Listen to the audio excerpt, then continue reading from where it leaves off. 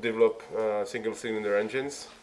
And we'll show you the process of how we try to improve our understanding of the processes and the accuracy. Focus on the injection and mixing first, and also a numerical approach. And I'll try to conclude. So context and challenges. I will go quite fast. I have 20 minutes. Why internal combustion engines? So basically, I think you're all aware of this. It's a carbon-free. There can be no impact on air quality if you're doing a good job with NOx emissions. It's a cost-effective solution compared to some other solutions like fuel cells, for instance. You have issues with you have to balance the efficiency. So it's based on existing technologies and infrastructure. So it's interesting. You have an example here on the right. If you compare the mass of onboard energy storage that you can use using hydrogen compared to a battery, basically you can take 7 times more energy compared to a battery. So there's some interesting features on that. So we think at IFP that's really a technology that can be dedicated to high power applications. When battery electric vehicles do not meet specification of requirements, as well as fuel cells. So we think it can be used for heavy, high loads and light duty loads, for off-road and motorsports. So for us, H2 engines were identified as an alternative to fuel cells. And we would like to participate, being a key player to support industrial partners for the development of these engines. So, what are the particularity of hydrogen combustion engines? Present something. So there's specificity about hydrogen as a molecule. So it has a very low density, latent heat of vaporization, which is pretty high. And molecular diffusivity. So if you look at density, they will use some issues with mixing. It's a gas-gas injection, so you expect to have issues with stratification, and that impacts autoignition as well as NOx emissions. Low density, so you need a high volume of gas. So there's probably some additional compression work, and also high injection durations. So those are issues you will have to cope with. Concerning molecular diffusivity, you could think it could be a help, but that's for low turbulence environment, and would not expect to be something of help for internal combustion engine when you have high turbulence. And yeah, you see on the left what we think that should be a laser or something. I guess. No. Okay, no laser here. Okay, for concerning combustion and ignition, basically, so there's a high flammability range. Activation energy is very low, so H2 is prone to ignite in very diverse conditions. You can see here a map of autoignition delays. What really specific is that you see that basically it's very sharp in terms of autoignition properties compared to gasoline on the left. You can see that the transition from non-autoigniting to autoigniting is extremely sharp. And for that, we have basically an on-off behavior instead of a gradual behavior for gasoline, typical gasoline. So there's an increased risk of abnormal combustion, so it's something we need to really take care of. And you really need to take care of hot spots in the chamber, and temperature conditions are very key here. Combustions, you have high laminar speeds, but if you go to lean conditions, you come to laminar speeds that are a little bit higher than gasoline at stoichiometry. So that's good news, because basically it's possible to go for ultra lean diluted combustions, and that's good for NOx limitations and efficiency. If you look at the curves on the right here, you have the evolution of the laminar flame speed for gasoline type fuels, and on the right for hydrogen. If you look at the numbers on the left of the axis, you see that basically at stoichiometry you reach laminar flames that are the same that what you can reach with hydrogen at ultra lean conditions. So that's nice. However, that also comes with a small quenching distance. It might increase heat losses and thermomechanical constraints depending on the mixture dilution. So you might have problems of material compatibility and lubricant interaction. So that's something you need to take care of when you're developing these engines. So those are basically the particularities of internal combustion engines. And so, of course, that's nice. There are some challenges for H2 engines and some research topics. So what you want to do is to prevent abnormal combustions, go for a high efficiency, control NOx, look at performance and durability. So those are some images on the left. You can see here that abnormal combustion does occur. This is really bad normal combustion, but also even in normal situation, you see that you have some. So that was something we could take care of, but this can happen. So you have to take care of this abnormal combustion that might damage your combustion and the engines. Some first results, you can see that NOx emission can be reduced to very low level if you go to ultra lean. That's also something. And efficiency is, and you're in the range of higher efficiency, so that's the good news here. But of course, all this goes with some research topics that we're working on. So hydrogen combustions, the combustion system design, after treatment system. Also, you have to look at air loop design and control algorithm. So there's a lot of challenges that are facing research focus. So, like I just say, the abnormal combustion occurrence have been confirmed by engine test. So you really need to take care of the mixture quality and control the hotspots. It's, like I said, it's possible to reach near zero NOx emissions at part load. And the efficiency that we have reached in our work here is above 47%, which is pretty good. So it's in lean burn conditions that are adapted to air loop designs. So some examples about our studies that we're performing at IFP. We have basically an environment of collaborative projects. So that's a map that shows you some of our partners and projects that we have. So I'll show you some examples. There are two main, lately there are two main collaborative projects that we have been carried on. First one here is you see the partners and Prism, our colleagues from Prism are in this partnership. It's called PLH2, and there's another big collaborative projects. And we'll speak about these two. The first one is an urban delivery truck, engine for urban delivery trucks, and the second one is for light-duty vehicles.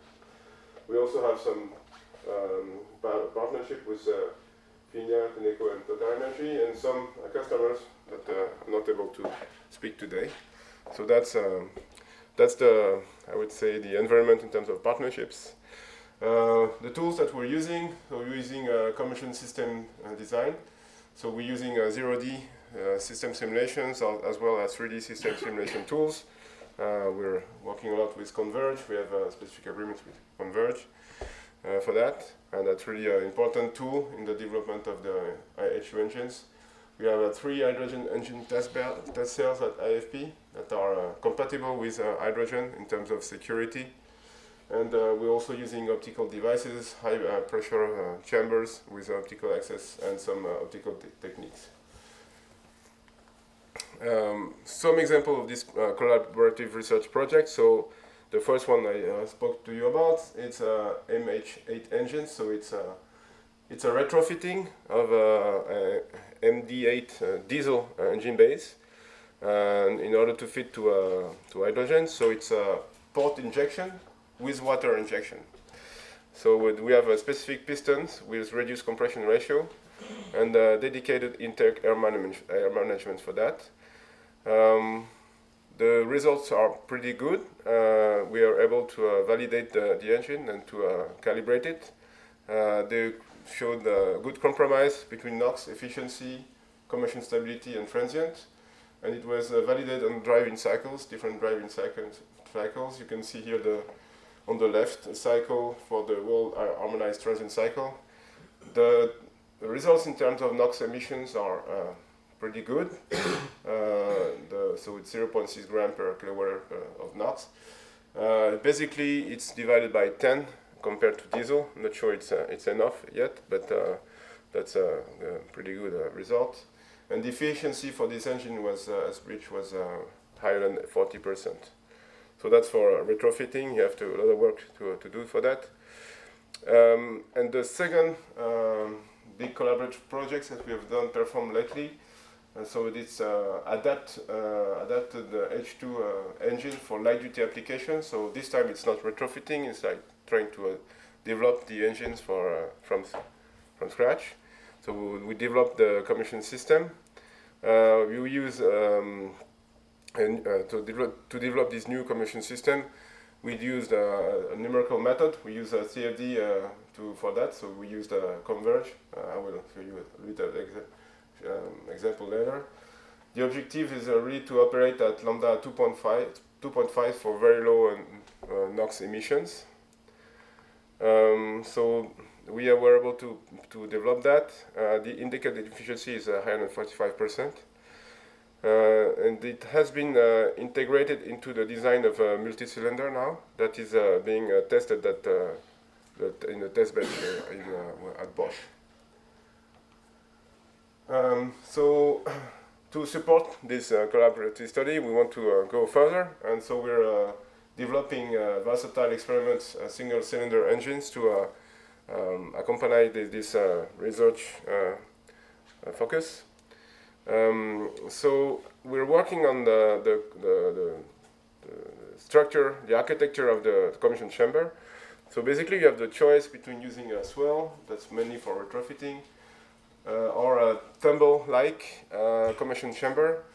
The advantage of a tumble-like combustion chamber is that you can work on the having higher turbulence. You start from swell chambers that are basically the diesel type. But if you go to a tumble, or we call it swamble, it's a mixture with tumble and some swell. It's a concept that we have been working on at IFP for some years. You can see that basically on the curves on the bottom left here, if you compare the kinetic energy in the chamber, this is the calculations, you can see that with the swell, with the tumble, basically you're able to increase turbulent kinetic energy in the chamber when you have combustion. That's the curve in red. So that's the good news here, and the effect is that you basically enhance the homogeneity of the mixture in the chamber. You can see it from this graph here. That's the pure air ratio probability map, which is wider here than when you use this tumble-like, which is narrowing. And you can see it also on this graph here. You can see so now it's nice because we switch the color, so it's more difficult for you to follow. But basically, you see that that's the standard deviation, and with a sample, it's lower. You increase homogeneity of your mixture, and that's much better for the combustion. So we have two single-cylinder platforms that are dedicated to research and development for these engines. The idea is to leverage insight gained from previous study. So with this, we developed these experimental single-cylinder engines. So there are two. There's one dedicated for light commercial vehicles or motorsport applications, and the second one is for heavy-duty or off-road applications. So they are both with this tumble aerodynamics that we think is more promising. This enables to support the IFP hydrogen combustion system development. So one of those engines is also equipped with optical access using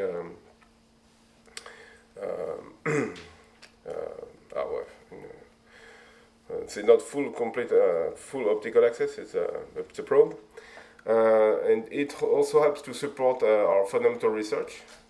And it's at the service of our partners if you want to help them developing their combustion system.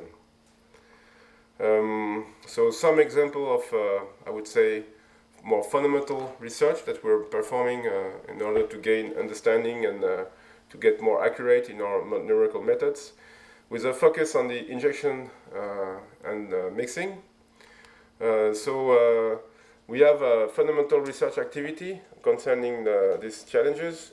So if you look here on the right, the images, You can see an endoscope image of a flame in the full metal engine. So it's equipped with these endoscopes. It's a UV endoscope in order to make it compatible with the emissions of H2 flames. We see the spark, the flame from development.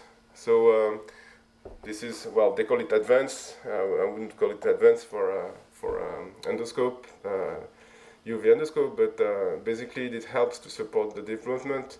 And it's very important in order to identify the origin of abnormal combustion using in situ visualizations. And also we're performing some in situ heat flux measurements and flame quenching to characterize the transient wall temperature and heat losses. This is done in parallel between high pressure, high temperature optical vessels and also full metal engines. And we're also performing some injection and mixture characterization in optical cells. You can see here an example on the right. So this is old combustion vessels that I used to work on for 20 years for diesel injections, and now it's used for hydrogen injection, and we're characterizing the mixing, and it's not that easy actually. And in parallel, we're developing advanced 3D CFD models and methods to support the design. You've seen that using 3D modeling and simulation is very important. And we work on different topics, hydrogen injection, hydrogen air mixture, combustion, near wall flame quenching, and wall heat losses. I think I have some focus on injection and mixture process. So you've seen from that graph on I already shown you here the laminar flame speed as a function of FU ratio. The slope is very steep. Okay, we can go to a lean, to very lean, but you see that if you have a small change of mixture, you have a high change of the autoignition properties of the laminar flame speed. So it's very sensitive to this, and NOx emission and also autoignition properties will be very sensitive. So the mixture preparation is very important, and it's very important that you have a good mixture. And so we need to be able to model that very accurately. It's a first order on the evolution of so injection modeling is really a first order effect. So we really need to get confidence in our CFD methodology for H2 injection. So that's really a big focus at IFP to look at jet penetration, plume shape evolution, and so that's why we're performing really making a big focus on injection and mixture, the mixture measurements. We're developing, you're really using optical diagnostics here as a key tool to support CFD modelings. So that's a focus. All this is done with in the chamber. So we're using the Fania injector. It's an outward opening injector. There are some good specificity for H2 injections. So typically we're using a methodology of calibrating their simulations using more classical Schlieren imaging. To look at penetration dynamics, plume shape evolution, so that gives you basically macroscopic parameters for the. Oh yeah, I'm 20 minutes already. But we'll develop this. We're also developing new techniques. So in order to get access to quantitative measurements, we're developing a new diagnostic here. We call it inverse leaf imaging, because basically it's not that easy to measure quantitatively hydrogen. It's high diffusivity. If you put some tracer, it will not follow. So we're using developing a specific methodology. I cannot go into details, but that's really helping a lot the validation of our methodology. You have an example here comparing 3D CFD kit simulation. The experiments on the right, it's not yet completely perfect in terms of simulation. We're working on that. It's really an important tool. In terms of numerical approach, I go very fast here. We have different models in order to model correctly the combustion of hydrogen engines. Those are IFP engines. IFP models. We're using models from for the spark ignition, for the propagation flame combustion, for the auto-ignition occurrence. That's very important for pre-ignition or knock. They're all calibrated using detailed chemistry calculations, either for the propagation of the flame or the prediction of the auto-ignition. What is of importance here is that one key thing about combustion is that you need to account for the specificity of H2 combustion phenomena. We all know that there is differential diffusion effect using hydrogen combustion. You have a modification of the laminar flame speed depending of the conditions. The Markstein effect are very important. So we need really to improve the subgrid scale modeling for flame turbulence interaction, because I think most of you know the Borghi diagram, that the different regime of combustion from Bruneaux flame to second flame. Usually for gasoline, you're in that range, so all the models that we're using are working in that range, but now when you're using H2 injection, you're going to the second flame area, and that's really some difficulties in terms of modeling. So we're working a lot on that with our teams. And we are combining also, we think that we need now really to go towards LES, because in terms of mixing, in order to be able to have a good reproduction of the mixing, RANS methodology is reaching some limits, and also in order to get information on the cycle-to-cycle variability. So those are the direction. Modeling of H2 combustion due to its specificity and LES. So my conclusions, key takeaway. So we think hydrogen engine is important for the energy transition, but there are different challenges, and I've shown you all the tools that we're developing to support the different H2 engines. Not going too much into this, I don't have too much time. I didn't show you other IFP expertise. We are working a lot on the engine control algorithms, also after treatment systems for this, and material compatibility is also a big subject for this. And I think I need to stop here. I already have 25 minutes. Give some time for questions.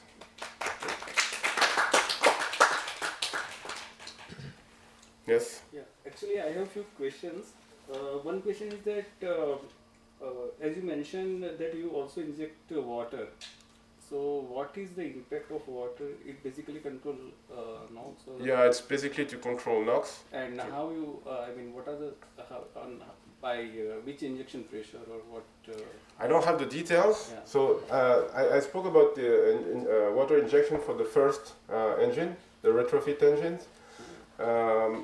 At IFP, we don't think that it's a pragmatic solution in the end, because you need a lot of water. It's a second tank. Yeah. We think it's better to try to control NOx with combustion. Yeah. But in that project, it was starting with H2 injection. Yeah. So we take it into account in the development. But I think we're not going to that direction, okay? Because then you need you can inject water, you reduce temperature, you control NOx, but there are other means that are more useful, I would say, for the engine. Yes. Yeah. Another is that you mentioned,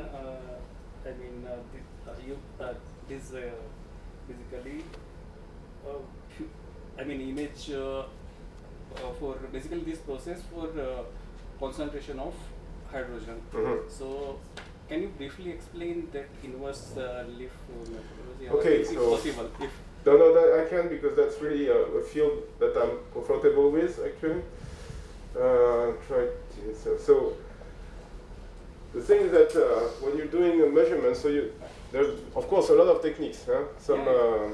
Some people some at Chaos they're using Raman scattering to measure, so that we're within the ECN. I'll speak about that later. We are comparing, but at IFP we've been using a lot LIF measurements. You usually need a tracer to put in your, because hydrogen is not fluorescent. Yeah, So you need to trace your the gas. So you can trace the gas. We've done that previously. Okay. The problem is the diffusivity properties of hydrogen are very, so it's not possible to find a tracer that will have the same. So but for tracer, you basically capture at some wavelength or Yeah, so illuminate. So what we do, we trace the ambient. So it's easy to find a tracer that will follow the properties of nitrogen, of the air. So you're sure that you don't have a difference between the air. So we trace the ambient, and we excite the molecular temperatures that are in the ambient. They go into the spray, okay, the jet. So it is evaporative condition or non-evaporative condition? Yeah, it's normal conditions. It's at the moment we're doing without combustion. It's a vessel, so we without combustion. Without combustion. Yeah, to measure a mixture, we do that without combustion. Yeah. Okay. So you didn't conduct on, I mean, with combustion. We just focus on the mixture here.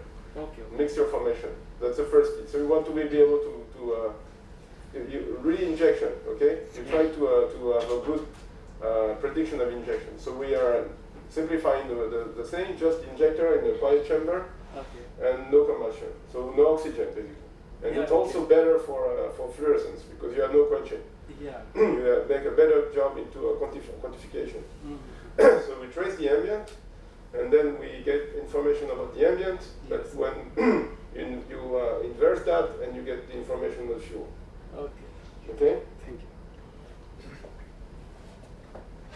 So I also have one query regarding basically, you mentioned that hydrogen achieves stable combustion in ultra. Yeah. So you mentioned that hydrogen achieves stable combustion for ultra.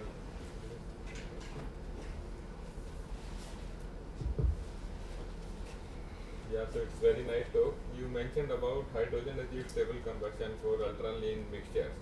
But still we are facing two issues. One is basically ability to measure correct air-fuel ratio for hydrogen fuel engine, and second one is basically improper combustion with enlinement despite better engine stability. So what are your views about this, that how is basically your lab working on this, that how can we measure the correct air-fuel ratio for hydrogen fuel engine?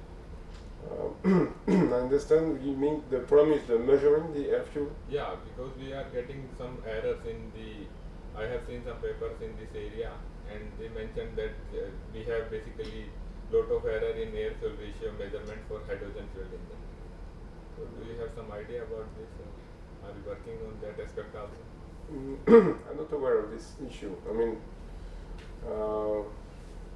a methodology is really guided with CFD, so we really try to have a CFD methodology that is as representative as possible as the basically I'm asking for the experiment. Yeah. In the experiment, how can we achieve basically better error-free measurement of air fuel ratio for hydrogen? Okay, so I would direct that to I would say these fundamental measurements where we try to measure correctly the air fuel ratio for the mixing conditions, and then we'll rely on the fact that once we have calibrated our engine, our simulation tools in a simple configuration, when we measure in the engine, then we'll have something that is, quantitative and can reproduce the whole system. So we're really working on trying to quantify this. And this is it's not easy. It's like we're using our expertise on optical diagnostic and quantification that we've been developing for many years. But then, so we are reaching now quantitative measurements. We're close to have. Quantitative measurement. You need to know your uncertainty, and we're getting to that. And then after that, you're working on your methodology for injection. So it's pretty. It's I would say try to quantify the experiments accurately, and then go to a CFD methodology. I'm not sure I answered your question properly. Okay.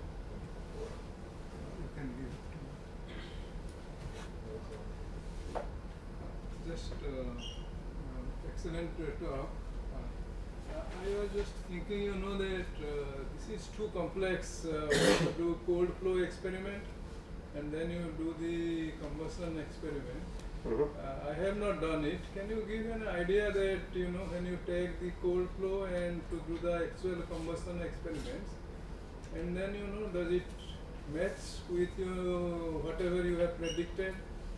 And what is your experience? Can you share it, that suppose we believe in cold flow experiment or how you do that tuning? Because doing simulation, which is complex, and experiment is also complex. Experiment has uncertainty and modeling has its own assumption. And when you go from cold to hot, everything is changing. Can you share, at least one example where how do you go about from cold to hot and how do you take care of the errors? You're right, okay? You're right. But we process step by step, okay? So if you're not able to go to perform cold measurements and cold simulation, nothing will work. Once you're able to do cold measurements, first step, you can calibrate and validate your model properly, then you go to combustion, and then you think you can do a better job. But still, you need to check that. So there's two paths that we're still taking off. We use this, I don't think, maybe I have some slides about that later. I think I've seen that. Yeah. No. So we, for these measurements, we're also going to a combustion. So we, both ways. You can go to optical engine, and that's something we are planning to, if we get funding or enough internal interest. But you can also, from this, you can now this high pressure vessels, you can also go for combustion. Okay, so that's something we're going to do.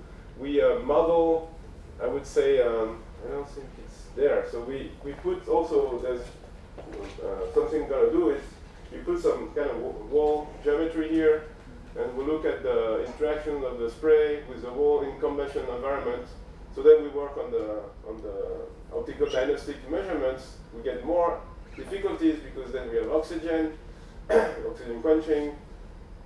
So there's two paths basically. We have to narrow down and you're completely right. You have to narrow down this issue by going from the fundamental towards the engine. So we are complexifying the fundamental experiment, and also we are addressing through the optical engine the practical thing. So yeah, it's an ongoing process. We're not done with all this, of course. But you're right, when you put everything in the chamber, everything becomes more and more complicated. But we need to start from the basis. Injection is really the key. And that process is mind-blowing to me. Okay. Any other question? I have one generic question. If you compare like internal combustion engine with this hydrogen engine, if you compare this internal combustion engine with hydrogen engine, so what are your views in the coming time? Like, is it based on your experiment and your experience, is it a mature technology apart from the production process of the hydrogen? How do you look into this? I mean, is it a stable combustion on all the roads and urban condition with the hydrogen? What is your way forward in the future for this? So if I understand what your question is that you ask me if it's mature. It's a mature technology. Yeah. Like in internal combustion engine like gasoline or conventional fuels, it is well matured and we see this on board. How about this hydrogen? You discussed about the challenges of using hydrogen in an internal combustion engine. Okay, so you have to go to see what is on the road. I think it's mature, but it's like gasoline engine. It's been mature for many years, but we are still in the process of improving many things. You want to improve emissions, you want to improve efficiency. So it is mature. You can buy. I think you can buy a truck that or top load You're not that far, not completely. I think it's not major. No. Okay. So, Chris Not tells me. major. Even if you have some demonstrator, it's not major. There is a lot of issues. I was thinking that if this can be a solution for the future for this, apart from electric vehicles. Our belief is that it will not be a competitor for light duty vehicle for cars. Okay, you don't think about cars, but when you need high power, then it becomes interesting, but not for cars. Not for cars. No. I think our belief is like battery electric vehicle. You can compete with that. In France. Hmm? In France. In France, yeah. Well, as I said, you're right. I mean, we had this discussion yesterday. Depends on a lot of things, and like Professor Araval have demonstrated that. In India, it might be different because of the electric mix. But in France, basically, there's no competition. It's for car vehicles, it's going to be electric. But yeah, for heavy duty, maybe at least for off-road applications, we think it can be a competitor. It's not sure. I asked this question because of your vast experience in this field. I want you to get it.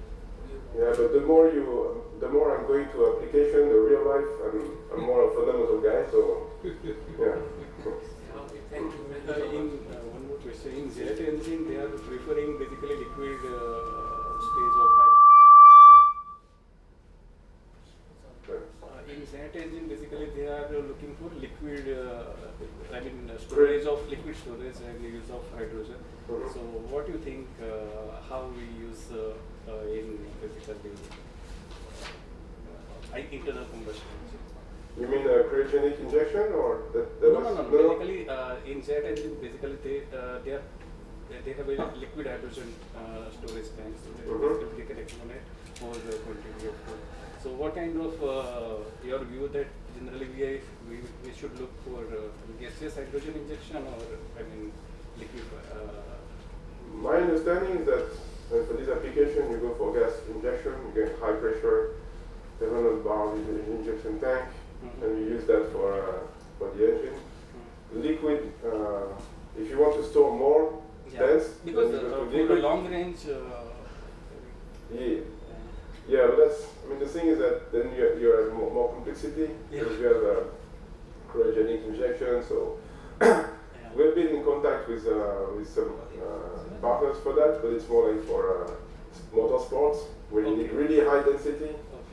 But for basically real life application, I don't think that it's going in that direction now. Yeah, it's a little bit too. It's space technology there. So, yeah. So we'll come through maybe through motorsports, Formula One, and then maybe one day, but it's not tomorrow. Okay. Thank you.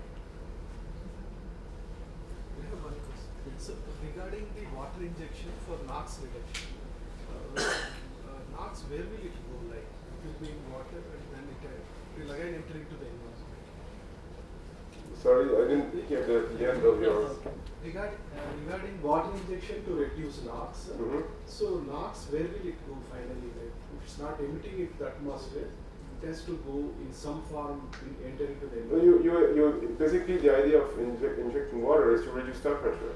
So you form less NOx. You don't form them. Okay, that's the. It's not. You basically NOx are thermal NOx. Okay, so if you reduce the temperature, then you have less NOx and they're not produced. Okay, but we think that my colleagues, that it's more pragmatic to try to go to ultra-lean to reduce temperature with the mixture.